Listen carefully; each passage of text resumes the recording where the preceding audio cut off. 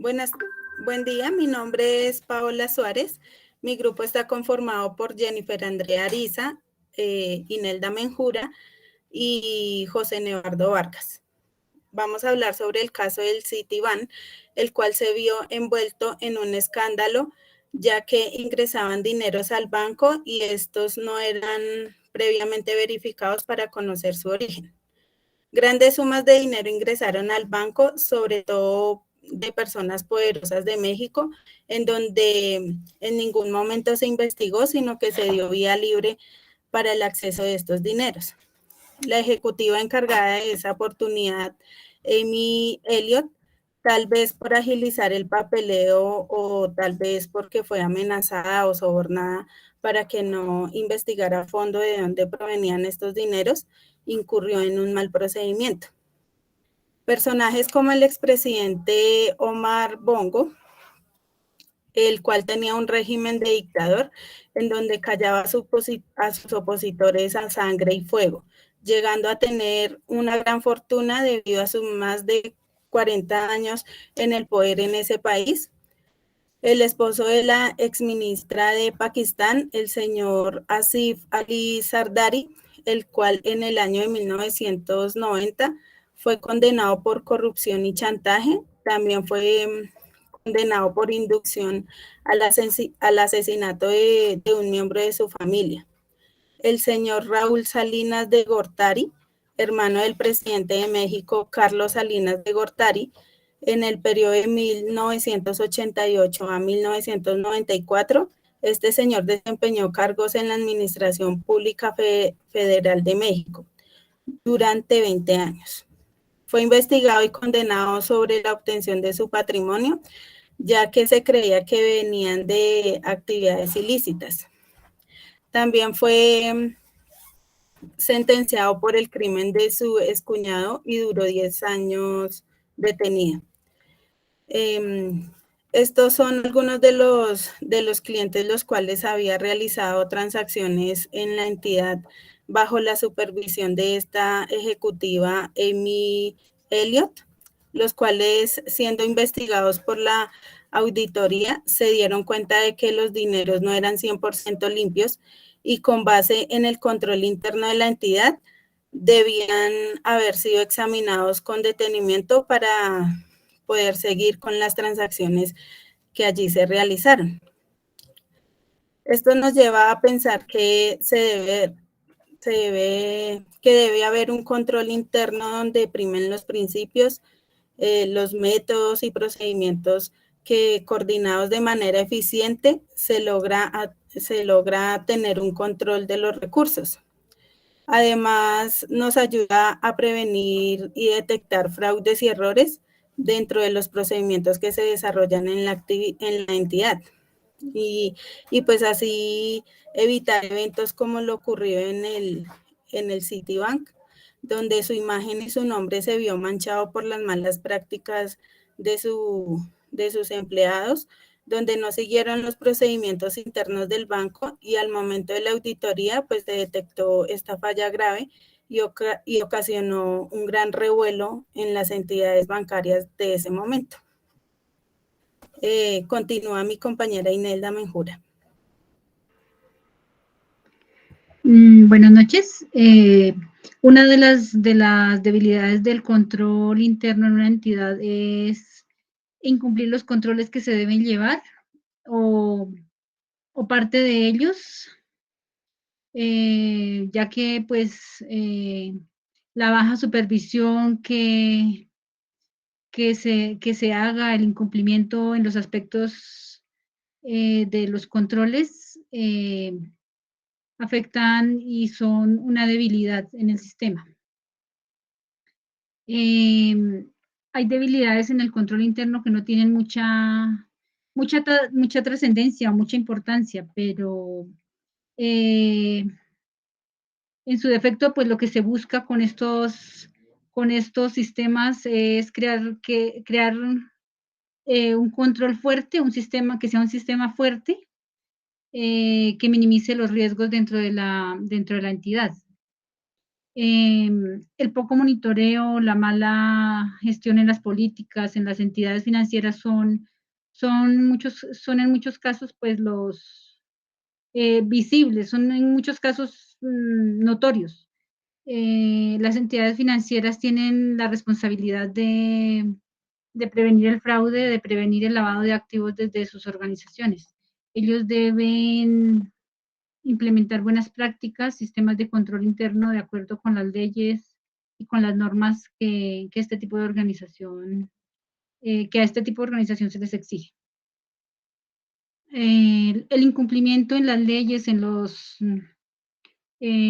este aspecto puede representar una debilidad importante que les puede acarrear sanciones penales y económicas. Por hechos como los nombrados anteriormente y por otras razones las entidades deben implementar sistemas de control interno desde un modelo bien diseñado que busque por medio de estos de identificar las debilidades y las fortalezas en materia de prevención. El modelo COSO, pues, fue diseñado y fue creado para prevenir el riesgo en las organizaciones, para mitigar y crear modelos de supervisión antifraude. Pero, ¿qué ocurre cuando no se siguen los lineamientos en las organizaciones? Desde el caso del Citibank, que se destapó el escándalo en 1999, desde donde la entidad pues falló en los procedimientos, no siguió los controles. Ocurrió que, digamos, se cayó en permitir que existiera fraude, donde pues seguramente la empresa o la entidad como tal no pretendía que ocurrieran hechos como estos, pero pues por las fallas del sistema, pues dejó espacio para que la entidad quedara expuesta, afectando el buen nombre, restando pues en sus valores como organización y en otros aspectos que pues la compañía queda en desventaja frente a otras entidades que no han caído o no han permitido que escándalos como estos ocurran. ¿Qué ocurre con todo esto? Pues afecta la imagen y hechos como esos afectan, digamos, la parte económica de la entidad y permite pues que terceras personas utilicen la entidad para hacer fraude, para realizar o hacer lavados de activos, que pues a la larga no en ningún caso favorece a la entidad, sino se terminan favoreciendo terceros que no tienen, digamos, ¿cómo se dice? Pues la entidad como tal no gana, sino por descuidos, por deficiencias en los controles, terminan perdiendo y pues otros son los que ganan. A continuación le doy paso a mi compañera Jennifer. Continuando con el análisis del caso de debilidades de control interno de Citibank durante los años 1990 y 2000, y partiendo de que Citibank se planteó como misión convertirse en socio confiable de sus clientes, prestando de manera responsable los servicios financieros, para nosotros existieron controles en su momento establecidos que no funcionaron, fallaron y dieron paso a ese error que comete esta ejecutiva. Vemos que la gerencia financiera no realizó la supervisión establecida y el acompañamiento necesario para sus ejecutivos y asesores. Y también no planteó quizá en su momento la manera de cómo supervisar que todos los documentos cumplieran con los requerimientos exigidos. También falló para nosotros el procedimiento que debe adelantar el Departamento Técnico de Información pues porque es el área encargada de recibir toda la información de la compañía, de la entidad. Y dejaron continuar un proceso faltando justamente información importante de un cliente.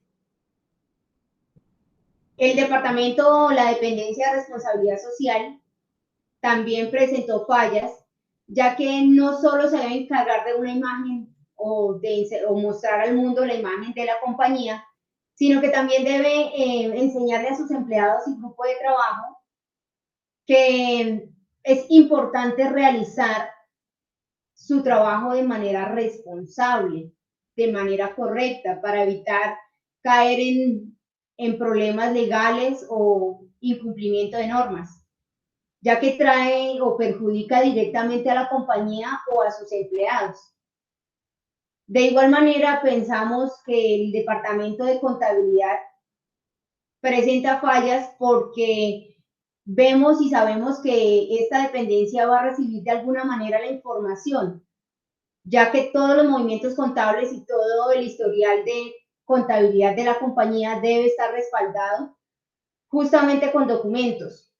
Y no tuvo la suspicacia en su momento quizás de revisarlos, de detallarse que faltaba información importante. A la luz de lo anterior, pienso que se hace necesario que los controles y los procedimientos establecidos dentro de una empresa o compañía deben ser cumplidos al pie de la letra para evitar justamente eso, caer en problemas y situaciones que afecten nuestra vida diaria o nuestra vida laboral y caer en situaciones de corrupción o movimientos ilegales. Los dejo con mi compañero José. Hola a todos, cordial saludo.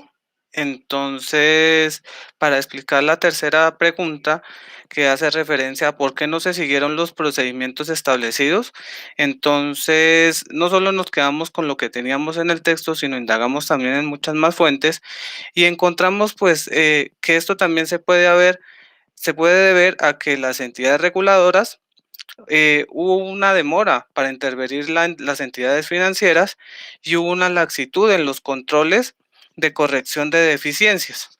Entonces ahí es cuando uno entra a pensar, pero ¿por qué sería la demora? Entonces uno encuentra que por un lado hay una entidad que tiene como un propósito de servir a los clientes por encima de los principios, comprometiendo absolutamente todos los controles internos del banco. En muchas ocasiones las presiones, las multas no son solo lo suficientemente fuertes para que la gente o para que el funcionamiento del banco siga estos conductos.